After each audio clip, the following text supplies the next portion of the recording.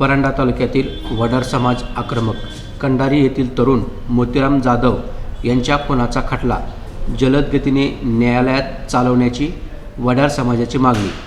परंडा तालुक्यातील कंडारी येथे 15 डिसेंबर रोजी एका युवकाचा निर्घृण हत्या करण्यात आली. या हत्येचा हादरा सर्व धाराशिव जिल्ह्याला बसला असून सर्व ठिकाणी याचे तीव्र पडसाद उमटत आहेत.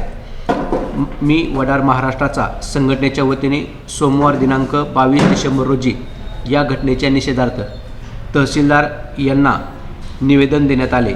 या निवेदनावर वडार समाजातील सर्व नागरिकांच्या स्वाक्षऱ्या आहेत. वडार समाज आक्रमक झाला, न्याय न मिळाल्यास दिला उपोषणाचा इशारा. पहा काय म्हणाले.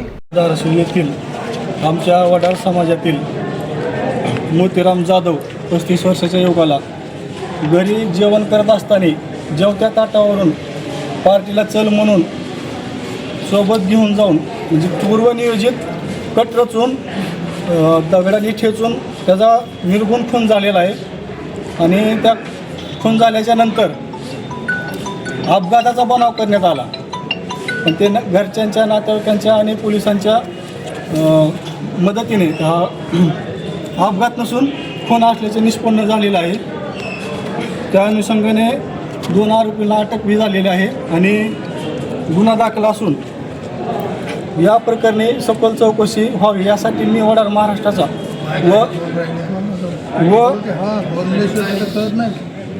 व वडार समाज यांच्या वतीने आज तहसीलदार यांच्यामार्फत मुख्यमंत्री व गृहराज्यमंत्री तथा पोलीस अधीक्षक धाराशिव यांना आम्ही निवेदन देत आहोत. तर आमच्या मागण्या खालीलप्रमाणे असून खटला फास्ट ट्रॅक कोर्टात चालून आरोपींना फाशीची शिक्षा व्हावी यासाठी पोलिसांनी ठोस पुरावे गोळा करावेत. या हत्येमागे हे 2च आरोपी आहेत का आणखी कोण सूत्रधार आहे हे पूर्व वैमनस्यातून झाले आहे. पूर्व नियोजित कट असून याचा सखोल तपास करावा. नंतर या तपासाबाबत जे काय पुरावे आहेत, ही घटना कशामुळे घडली, या घटनेच्या पाठीमागे कोण आहेत याची माहिती आम्हाला 20 जानेवारी 2026पर्यंत त्यांच्या कुटुंबाला व संघटनेच्या पदाधिकाऱ्यांना लेखी स्वरूपात मिळावे. यानंतर मोतीराम हा घरातला एकमेव कमवता मुलगा होता. त्याच्या या हत्येमुळे हे कुटुंब पूर्ण उद्ध्वस्त झालेले आहे. यांच्या कुटुंब चालण्यासाठी घरात कुणी करता पुरुष नसून शासनाने तात्काळ त्यांच्या 2-3 मुलांचे शिक्षणाचा खर्च घ्यावा, मोफत करावा आणि कुटुंबाला आर्थिक मदत मिळावी. यासह कुटुंबाचे पुनर्वसन करावे.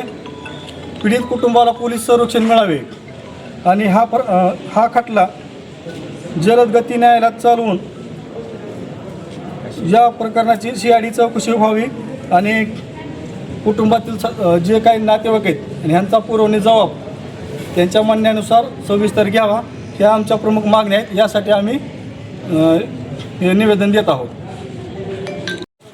आज या ठिकाणी दिनांक 15/12/2025 रोजी कंडारी या ठिकाणी जो मोतीराम जाधव यांचा खून झालेला आहे, हा खुनाचा कट अगदी नियोजितरित्या त्या गावातल्या त्याच्याच मित्रांनी अत्यंत निर्घृण अशा पद्धतीनं त्याचा खून करण्यात आलेला आहे. मागे संतोष देशमुख प्रकरण जे घडलं त्याच्यापेक्षाही वाईट ही घटना त्या ठिकाणी घडली.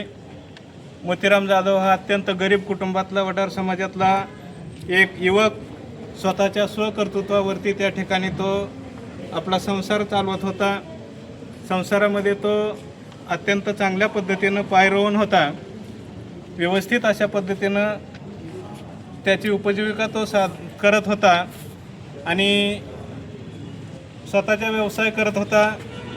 अशा या कर्तृत्वान मोतीरामचा या ठिकाणी खून झालेला आहे.